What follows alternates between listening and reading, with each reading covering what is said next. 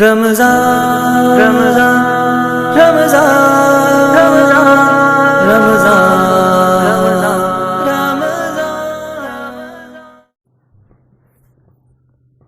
السلام علیکم ورحمۃ اللہ وبرکاتہ۔ الحمد للہ رب العالمین، والصلاة والسلام علی سید المرسلین وعلی آلہ وصحبہ اجمعین، اما بعد۔ حضرات، آج کے درس کے لیے اتباع رسول صلی اللہ علیہ وسلم کی آیت کا انتخاب کیا گیا ہے۔ آج کے درس کا عنوان ہے اتباع رسول صلی اللہ علیہ وسلم کی اہمیت، ضرورت اور اس کے فائدے۔ قال اللہ تعالی: اعوذ باللہ من الشیطان الرجیم، بسم اللہ الرحمن الرحیم، قل ان کنتم تحبون اللہ فاتبعونی یحببکم اللہ ویغفر لکم ذنوبکم واللہ غفور رحیم۔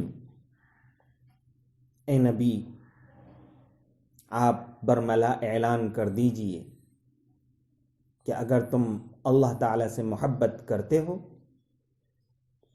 تو میری پیروی کرو۔ اللہ تعالیٰ تم سے محبت فرمائے گا اور تمہارے گناہ بخش دے گا، اور اللہ بخشنے والا، رحم فرمانے والا ہے۔ اس آیت کے شان نزول کے تعلق سے علماء کے مختلف اقوال ہیں۔ ایک قول یہ ہے کہ مشرکین مکہ نے جب یہ دعویٰ کیا کہ ہم بتوں کی عبادت اللہ تعالیٰ سے قریب ہونے کے لیے کرتے ہیں، تو یہ آیت نازل کی گئی۔ ایک قول یہ ہے کہ یہود و نصارہ نے جب اپنے آپ کو اللہ کا چہیتا، اس کا برگزیدہ قرار دیا اور اللہ کے محبوب ہونے کا دعویٰ کیا، تو یہ آیت نازل ہوئی۔ بہرحال شان نزول یا سبب نزول کچھ بھی ہو، لیکن علماء کرام نے فرمایا العبرۃ بعموم اللفظ، یعنی قرآن و حدیث میں اگر لفظ عام ہے تو اس کا روئے سخن، اس کا خطاب ہر ایک شخص سے ہے۔ لہذا یہ آیت ہر شخص سے مطالبہ کرتی ہے کہ اگر وہ اللہ سے محبت کا دعویٰ کرتا ہے تو اسے رسول اکرم صلی اللہ علیہ وسلم، احمد مجتبی محمد مصطفیٰ صلی اللہ علیہ وسلم کے راستے پر چلنا ہوگا، آپ کے نقش قدم پر اپنا قدم رکھنا ہوگا، آپ کی سیرت کو اپنی سیرت بنانا ہوگا، آپ کے آئینے میں اپنے آپ کو سنوارنا ہوگا، آپ کے سانچے میں اپنے آپ کو ڈھالنا ہوگا۔ اس کے علاوہ اللہ تعالیٰ کی محبت کا، اس کے تقرب کا، اس کی رضا کا کوئی دوسرا راستہ اللہ تبارک و تعالیٰ نے حضور صلی اللہ علیہ وسلم کی بعثت کے بعد نہیں رکھا ہے۔ حضرت جنید بغدادی رحمۃ اللہ علیہ نے کیا خوب فرمایا ہے: الطرق كلها مسدودة على الخلق الا من اقتفى اثر الرسول صلی اللہ علیہ وسلم واتبع سنته ولزم طریقته فإن طرق الخیرات كلها مفتوحة علیہ، یعنی خلق خدا پر حضور صلی اللہ علیہ وسلم کی پیروی کے علاوہ سارے راستے بند ہیں۔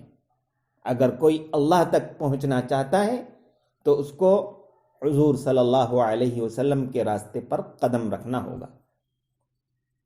جو آپ کی پیروی کرے گا، ساری بھلائیاں اس کے قدموں پر گر جائیں گی۔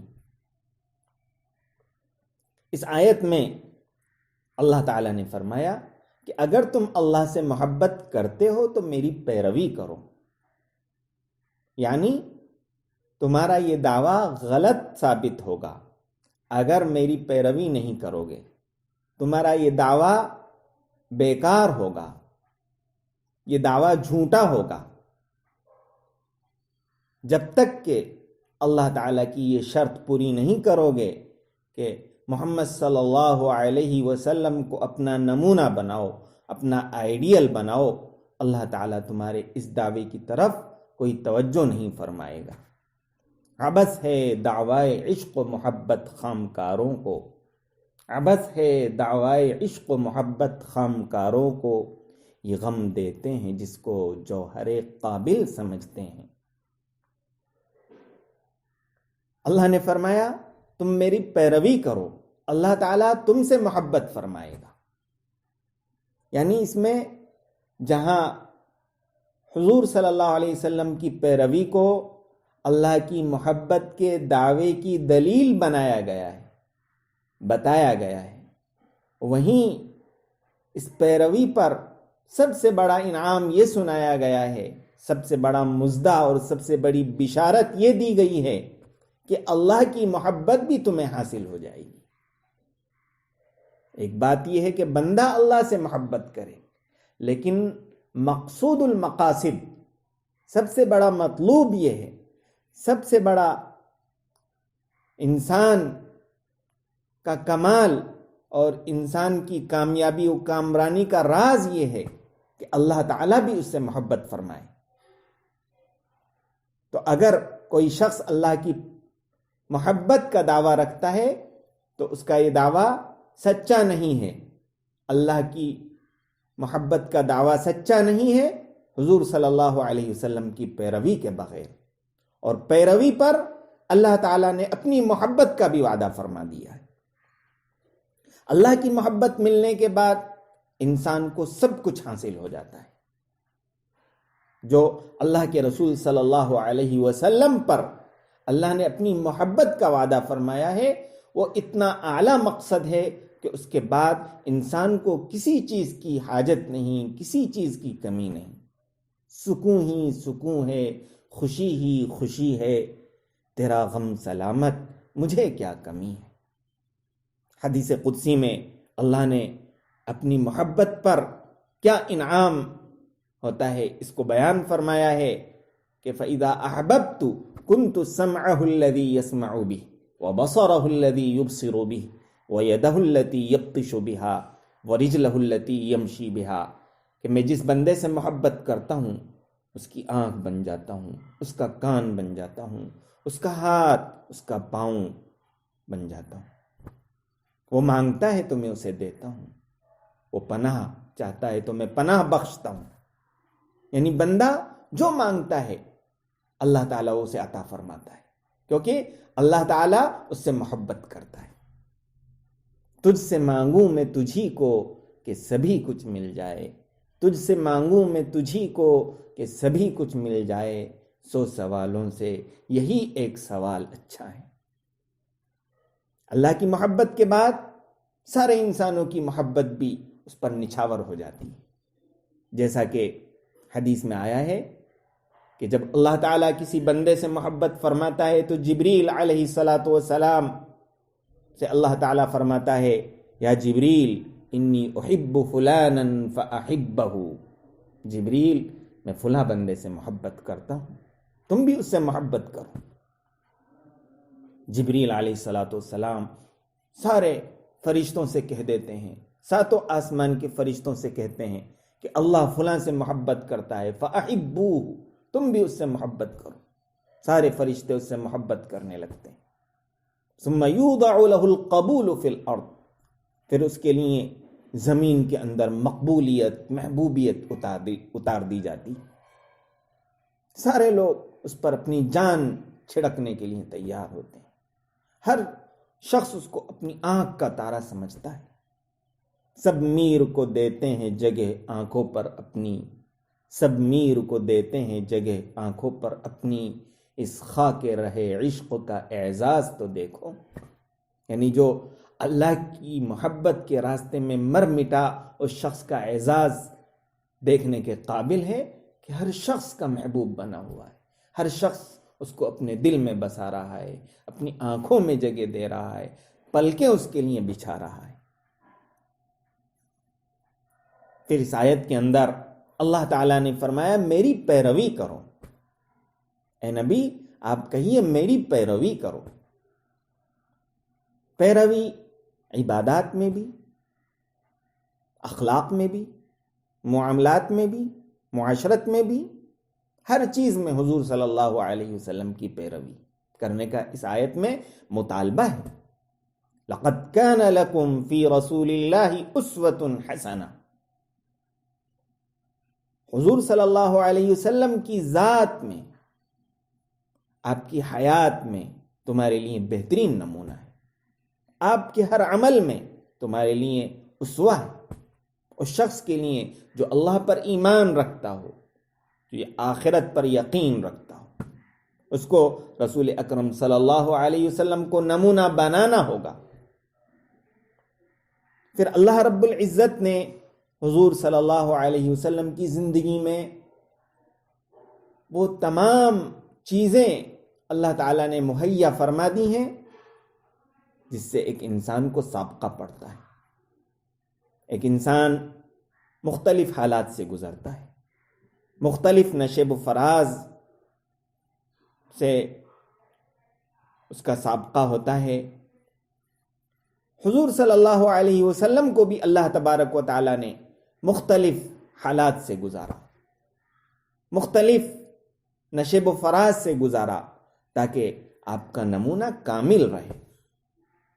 اس موقع پر ہمیں علامہ سید سلیمان ندوی رحمۃ اللہ علیہ کی ایک عبارت نقل کرنے کا دل چاہ رہا ہے۔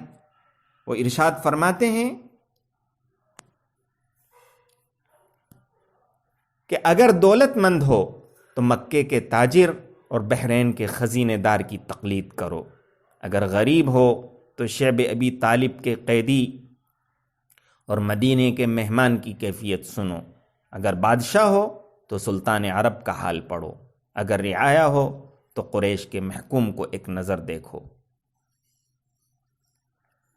اگر تنہائی بے کسی کے عالم میں حق کے منادی کا فرض انجام دینا چاہتے ہو تو مکہ کے بے یار و مددگار نبی کا اسوہ تمہارے سامنے ہے۔ اگر تم کمزور ہو تو تم مکے کے مظلوم کو دیکھو، اگر تم یتیم ہو تو عبداللہ کے جگر گوشے کو نہ بھولو، اگر بچے ہو تو حلیمہ سعدیہ کے لاڈلے بچے کو دیکھو، اگر جوان ہو تو مکے کے چرواہے کی سیرت پڑھو، اگر عدالت کے قاضی اور پنچایتوں کے ثالث ہو تو کعبے میں نور آفتاب سے پہلے داخل ہونے والے ثالث کو دیکھو، مدینے کی کچی مسجد کے صحن میں بیٹھنے والے منصف کو دیکھو جس کی نظر انصاف میں شاہ و گدا، امیر و غریب برابر تھے۔ اگر تم بیویوں کے شوہر ہو تو خدیجہ، عائشہ، میمونہ، حفصہ رضی اللہ عنہن کے مقدس شوہر کی حیات مبارکہ کا مطالعہ کرو۔ اگر اولاد والے ہو تو فاطمہ رضی اللہ عنہ کے باپ اور حسن و حسین رضوان اللہ علیہ مجمعین کے نانا کا حال پوچھو۔ غرض تم جو کوئی بھی ہو اور کسی بھی حال میں ہو، تمہاری زندگی کے لیے نمونہ، تمہاری سیرت کی درستگی اصلاح کے لیے سامان، تمہارے ظلمت خانے کے لیے ہدایت کا چراغ اور رہنمائی کا نور محمد صلی اللہ علیہ وسلم کی ذات کے اندر ہے۔ حضرات، حضور صلی اللہ علیہ وسلم کی پیروی میں دنیا اور آخرت کی ہر کامیابی چھپی ہوئی ہے۔ عافیت ہی عافیت ہے، خیر ہی خیر ہے، بھلائی ہی بھلائی ہے۔ مجھے اس موقع پر دو شعر بڑے پسند آتے ہیں۔ اگر اس کا مخاطب ممدوح حضور صلی اللہ علیہ وسلم کو قرار دے دیا جائے تو وہ شعر تحت الثری سے اٹھ کر ثریا کی بلندی تک پہنچ جاتا ہے۔ شاعر نے کہا ہے، جہاں تیرا نقش قدم دیکھتے ہیں، خیاباں خیاباں ارم دیکھتے ہیں۔ یعنی تمہارا نقش قدم جہاں بھی پڑا ہے وہاں جنت ہی جنت نظر آتی ہے، وہاں سرسبز و شادابی ہے، وہاں حسن ہے، وہاں رعنائی ہے، وہاں کامیابی ہے، وہاں دلکشی ہے، وہاں باغ و بہار ہے۔ اس شعر کا مصداق میرے نزدیک حضرت محمد مصطفیٰ صلی اللہ علیہ وسلم کی ذات کے علاوہ کوئی نہیں ہو سکتا۔ اسی طریقے سے شاعر نے کہا ہے، دیکھو تو دل فریبی انداز نقش پا، دیکھو تو دل فریبی انداز نقش پا، موجے خرام یار بھی کیا گل کتر گئی۔ یعنی ہمارے محبوب اور ہمارے ممدوح، ہمارے محترم کے نقش قدم جہاں بھی پڑے ہیں وہاں عجیب حسن نظر آتا ہے۔ ان کی چال میں اللہ تعالیٰ نے ایسا باغ پن رکھا تھا کہ سمجھو جہاں سے بھی وہ گزرے ہیں وہاں گل کھلے ہوئے ہیں۔ حضور صلی اللہ علیہ وسلم کا جو بھی عمل ہے اس کے اندر رحمت چھپی ہوئی ہے، اس کے اندر عافیت چھپی ہوئی ہے، اس کے اندر برکت چھپی ہوئی ہے، اس کے اندر اللہ کی محبت ہے، اس کے اندر اللہ تعالیٰ کی نصرت ہے۔ اور آپ کے راستے سے ہٹنے میں عذاب ہے، پریشانی ہے، زحمت ہے، فتنہ ہے۔ فَلْيَحْذَرِ الَّذِينَ يُخَالِفُونَ عَنْ أَمْرِهِ أَن تُصِيبَهُمْ فِتْنَةٌ أَوْ يُصِيبَهُمْ عَذَابٌ أَلِيمٌ۔ جو آپ کے راستے سے ہٹتے ہیں، آپ کی مخالفت کرتے ہیں، ان کو ڈرنا چاہیے کہ وہ فتنے میں مبتلا نہ ہو جائے، ان کو عذاب لاحق نہ ہو جائے۔ لہذا آج ہم مسلمانوں کے لیے ضروری ہے کہ ہم موجودہ حالات میں حضور صلی اللہ علیہ وسلم کو اپنا نمونہ بنائیں۔ یہی ہماری بیماریوں کا علاج ہے، یہی ہمارے زخموں کا مرہم ہے، یہی ہماری مشکلات کا حل ہے۔ اللہ تبارک و تعالی ہمیں اس کی توفیق عطا فرمائے۔ وآخر دعوانا ان الحمد للہ رب العالمین۔